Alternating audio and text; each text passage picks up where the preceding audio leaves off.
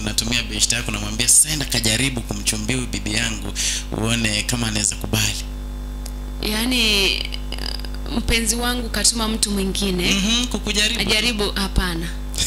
Hapana. Hiyo nayo siwezi nikasema ime happen, lakini nimeshuhudia mambo yale yakifanyika kwa watu wengine.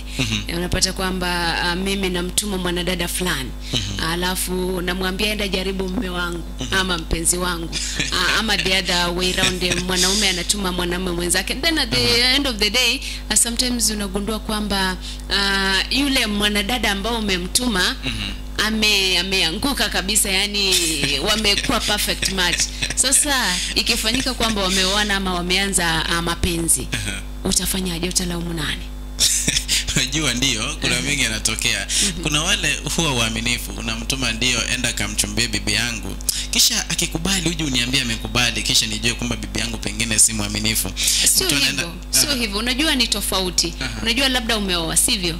Alafu mkeo amemtuma mwanadada fulani. Sasa wewe hujui. Kwa hivyo unamwona kama side piece, sivyo? And kwa kawaida you treat them better than your wives, sivyo? Sasa yule mwanadada anaona hapa kweli nimeangukia, hata kama hajui unavyofanya pale kwa nyumba. Kwa hivyo unapata kwamba labda ameanza kuwa serious, ameanza kukufia, niseme kukufia kabisa. Kwa hivyo unapata kwamba the other party is losing.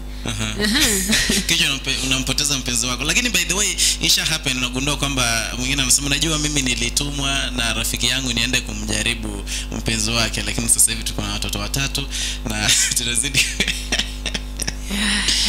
Haya basi mpenzi mtazamaji, leo hii tunakuangazia mengi yametokea zaidi kwenye Azimio, muungano